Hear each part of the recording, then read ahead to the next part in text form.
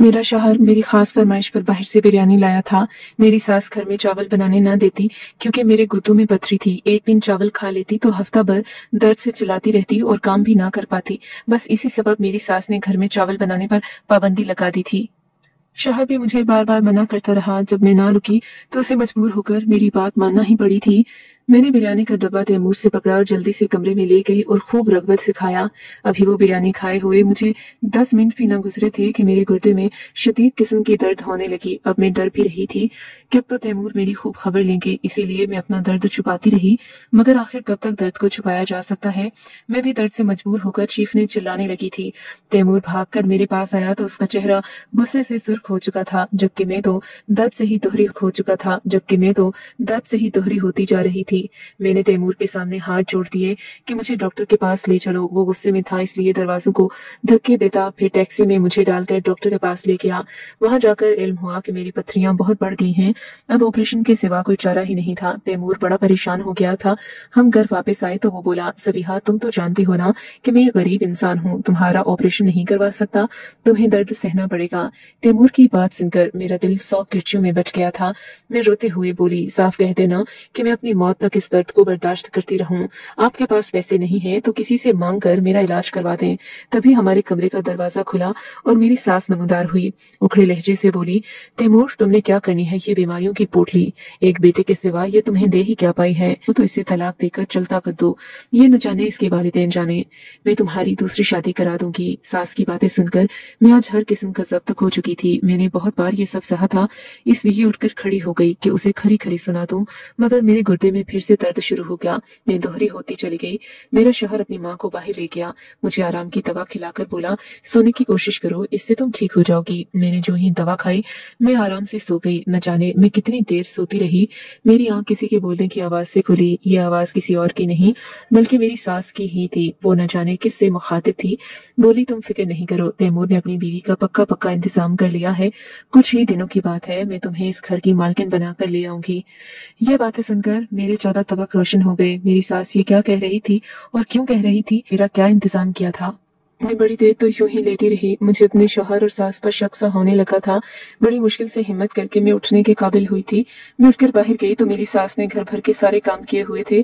मेरा प्यारा बेटा काशान सो रहा था। मैं उसके पास ही चारपाई पर बैठकर उसके गाल सहलाने लगी।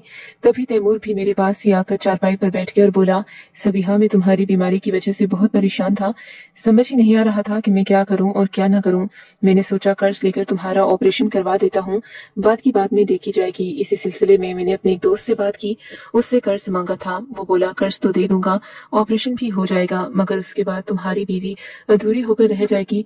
औरत ऑपरेशन के बाद पहले जैसी नहीं रहती। तुम फिर खुद सोचो सबीहा, हमारी एक ही तो औलाद है। मैं अपने तनहा बेटे का मुस्तकबिल सोचता हूँ तो कल कला को जब हम न होंगे तो कौन इसकी सुनेगा, कौन इसके दुख और परेशानी में इसे दिलासा देगा।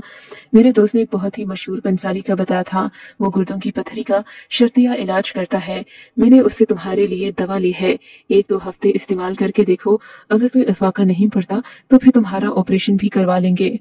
मेरे शौहर ने दवाइयों वाला शॉपर मुझे थमा दिया था। मैं अपने शौहर को देखती रह गई। वो मेरे लिए कितना मुतफक्किर था और मैं बिला वजह उस पर शक कर रही थी। मैंने तैमूर का हाथ पकड़ लिया और बोली, आप बहुत अच्छे हैं तैमूर, आपकी वालिदा ने हमारा घर उजाड़ने की कोई कसर नहीं छोड़ी थी, मगर आप हमेशा मेरे लिए डटे रहे। तैमूर मुस्कुराकर बोले, अम्मी दिल की बुरी नहीं है, बस हालात इंसान को कड़वा बना देते हैं। तुम उनकी तरफ से दिल मैला मत करना। पेंसार की दवा 2 टाइम खाना थी। रात की दवा मैंने खा ली और अल्लाह के करम से वो दवा मेरे लिए अच्छी भी साबित हो गई। सारी रात मुझे ऐसा लगा जैसे मैं फूलों के बिस्तर पर बराजमान हूँ। सुबह उठी तो तैमूर काम पर जाने के लिए खड़े थे। वो मुस्कुरा कर बोले, शुक्र है सबीहा तुम जाग गई हो, मैं नाश्ते के लिए खड़ा हूँ, उठो मैं नाश्ता बना दूं तुम्हें। मैं बोली, तैमूर आप ये क्या कह रहे हैं, मैं अपना नाश्ता बना सकती हूँ। फिर आपने काशान को भी स्कूल के लिए तैयार कर दिया है, मेरे लिए यही काफी है। तैमूर की आंखों में एकदम ही आंसू आ गए। वो बोले, सबीहा मेरे पास इतने पैसे तो नहीं है कि मैं तुम्हारा महंगे अस्पताल में इलाज करवाऊं, मगर मैं कम से कम तुम्हारा ख्याल तो रख ही सकता हूँ ना। मैंने इनसे कहा, मैं अपना नाश्ता खुद बना लूंगी, आप काम पर चले जाएं। तैमूर काम पर जाते हुए मुझे आराम की ताकीद करके गया था। वो बोला, आज तुम घर के किसी काम को हाथ मत लगाना। मैंने इस बात में सर हिला दिया। मैंने नाश्ता करके अपनी दवा खा ली तो सर चकराने लगा। मैंने अपना कमरा साफ बिस्तर पर लेटे ही सो गई। मेरी आंख काशान की आवाज से खुली थी। वो मुझे उठा रहा था। मैं उठ बैठी और बोली, क्या बात है बेटा, तुम स्कूल क्यों नहीं गए? काशान हैरत से बोला, मामा आपको क्या हो गया है? मैं स्कूल से वापस भी आ चुका हूँ। मैं एकदम हड़बड़ा कर उठ बैठी। फिर उसे बताया कि बीमार रहती हूँ ना, इसलिए दवा खाकर सो जाती हूँ। फिर मैंने उठकर मुंह हाथ धोया और काशान के लिए खाना लेने कमरे से बाहर निकली तो ये देखकर हैरान रह गई कि मेरा घर तो शीशे की तरह चमक रहा था। किचन का सारा काम भी मेरी सास कर चुकी थी। ये सब देखकर मुझे बड़ी मुसरत हुई थी। मेरी सास ने कभी भी मेरे साथ घर के कामों में हाथ नहीं बटाया था। मेरे और तैमूर में अब नोक झोंक भी नहीं होती थी। मेरी सेहत बेहतरी की तरफ बढ़ रही थी। मगर एक सुबह तो काशान की बात सुनकर मेरा दिल दहल कर रह गया था। मेरा 7 साल का बेटा मेरे सामने खड़ा रो रहा था। वो बोला, मामा आपने दूसरी शादी क्यों कर ली है? मैं आपके बगैर नहीं रह सकता, आप गंदी मामा हैं। मुझे काशान की बातों ने अंदर तक दहला कर रख दिया था। मैं बोली, बेटा ये तुम क्या कह रहे हो? ऐसी बात तुम्हारे जहन में कैसे आ गई थी? कल रात मैंने आपको दुल्हन के रूप में देखा। वो रोता हुआ बोला। काशान की बात सुनकर मैं एकदम खिलखिलाकर हंस दी। मैं बोली, जरूर तुमने कोई ख्वाब देखा होगा। वो अपनी बात पर बजिद रहा। वो बोला, मैंने कोई ख्वाब नहीं देखा, आप दुल्हन बनी हुई थी। दादू आपके पास खड़ी थी। मैंने पापा से पूछा तो वो बोले, तुम्हारी अम्मी ने दूसरी शादी कर ली है। क्या तैमूर से की थी? मैंने सोचा तैमूर से तो यूं मैं इस मुतालिक बाद में बात करूंगी, मगर पहले काशान को तो संभाल लूं। मैंने बड़ी मुश्किल से उसे यकीन दिलाया कि मैंने दूसरी शादी नहीं की। वो कुछ पुरसकून हुआ तो नाश्ता करने के लिए बैठ गया, मगर उसने मेरे दिल में शक का बीज बो दिया था। तैमूर कमरे में आया तो वो बिल्कुल तैयार था। बोला, प्यारी सबीहा मैं काम पर जा रहा हूँ। वो जाते हुए मुड़कर बोला, ये काशान क्यों रो रहा था? मैं तैमूर की आंखों में आंखें डालकर बोली, वो कह रहा था, मामा आपने दूसरी शादी क्यों की है? उसने नजरें चुरा ली थी। उसके इस अंदाज ने इस बात पर महर साबित करती थी कि कुछ ना कुछ तो गड़बड़ जरूर थी। मैं नहीं चाहती थी कि तैमूर चौकन्ना हो जाए, इसलिए बोली, काशान अभी बच्चा है ना। ख्वाब को सच समझ बैठा। मैंने उसे बड़ी मुश्किल से समझाया कि तुमने ख्वाब देखा है। तैमूर के चेहरे पर एकदम से रौनक आ गई। वो बोला, काशान ने ख्वाब देखा था क्या? मैं हंसकर बोली, तैमूर कहीं आप भी उसकी बातों में तो नहीं आ गए? उसने ख्वाब ही देखा था। तैमूर मुस्कुराकर आगे बढ़ गया, जबकि मैं अपनी जगह से हिल भी नहीं पाई। काशान 7 साल का था, इतना छोटा भी नहीं था कि वो यूं अपने पास से बात बनाकर मुझे बता देता। अब मुझे इस बात की हकीकत मालूम करना थी, लेकिन ये नींद अड़े आ जाती। मुझे कुछ होश होता तो कुछ मालूम करने के काबिल होती। न तो मैं दवा छोड़ सकती थी, क्योंकि उसके बगैर मेरा गुजारा ही नहीं था। यूं ही बैठे बैठे मुझे 10 बज चुके थे। अचानक मुझे अपनी मेडिसिन का ख्याल आया तो मैंने जल्दी से उठकर अपनी दवा खा ली। अब मैं चारपाई पर लेटकर अपनी नींद का इंतजार कर रही थी। तभी मुझे बाहर से आवाज आने लगी। मेरी सास जाने किससे मुखातिब थी। वो कह रही थी कि जरा सहन में झाड़ू लगा देना और हांडिया भी चढ़ा लेना, क्योंकि दोपहर के लिए कुछ भी खाने को नहीं है।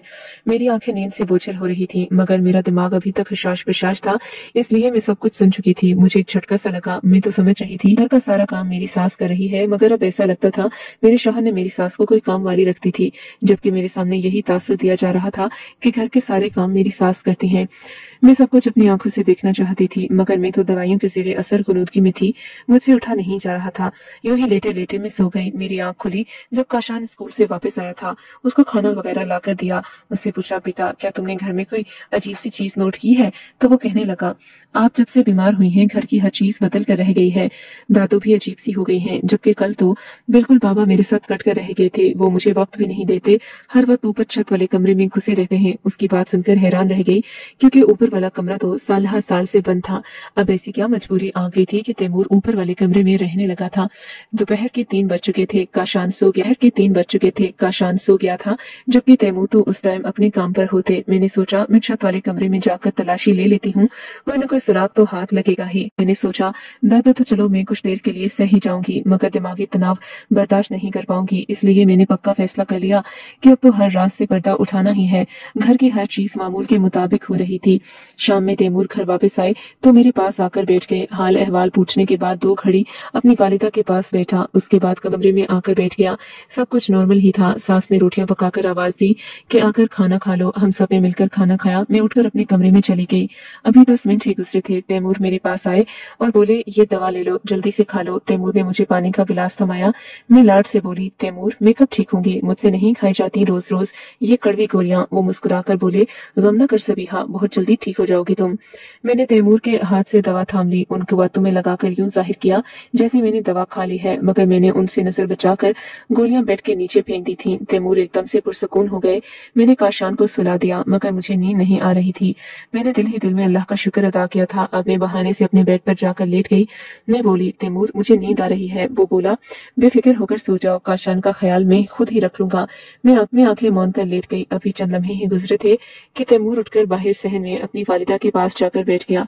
दोनों में गुफ्तगू होने लगी। मेरा रुआं रुआं कान बन चुका था। तैमूर बोला, अम्मी एक न एक दिन तो सबीहा के सामने सारी असलियत आ ही जाएगी। मैं सबीहा का सामना कैसे करूंगा? मेरी सास बोली, तुम बेफिक्र हो जाओ तैमूर, तब की तब देखी जाएगी, लेकिन मुझे तो लगता है कि वो तब तक जिंदा ही नहीं रहेगी। तुमने पंसास से जो दवा ली है वो अपना मुकम्मल असर दिखा रही है। मुझे तो लगता है वो नतीजे पर पहुंचने से पहले ही अल्लाह को प्यारी हो जाएगी। अभी तो तुम ऊपर छत पर जाओ, उसे मजीद इंतजार करना मुनासिब नहीं है। मैं कांपने लगी। गुस्सा, खौफ, बेएतबारी और डर, मुझ पर बहुत से जज्बात गालिब आ चुके थे। तैमूर सीढ़ियां चढ़ने लगा। जब मैं अपने कमरे में खड़ी इस बात का अंदाजा लगाने की कोशिश कर रही थी कि आखिर तैमूर गया है तो कहाँ गया है और मेरी सास क्या कह रही थी उससे, मैं अपने कमरे में बड़ी देर यूं ही खड़ी रही। फिर सहन से सास के खर्राटों की आवाज आने लगी। मैं हिम्मत करके बाहर सहन में आ गई। आराम आराम से सीढ़ियां चढ़ने लगी। मैं बहुत जल्दी थक गई थी। बाकी की मुसाफत मैंने बैठ कर तय की थी। मैं छत पर पहुंची तो सामने बड़ा ही दिल दहला देने वाला मंजर मेरा मुंतजिर था।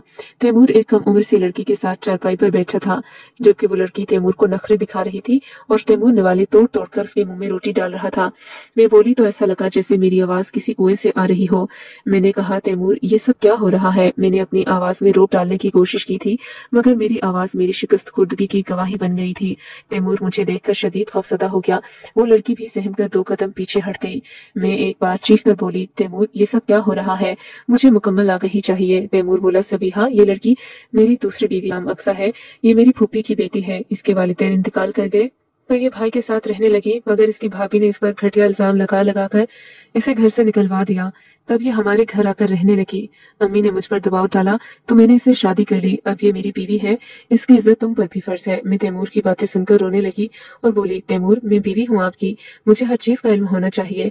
आपको ये शादी करने से पहले मुझसे इजाजत लेना चाहिए थी। तैमूर ने सर झुका लिया तो मैं नीचे वापस आ गई। मैं अभी भी अपनी सास की बातों का जेर असर कांप रही थी। तैमूर मुझे मारने के लिए, वो मुझे कत्ल कर देना चाहता था, फकत इसलिए कि मैं उसका राज जान जाऊं। जैसे तैसे करके बड़ी मुश्किल से मैंने वो रात गुजार दी। सुबह तैमूर मुझसे बात किए बगैर अपने काम पर चली गई। मैं भी उनके पीछे ही निकल गई। मेरा रुख पुलिस स्टेशन की तरफ था।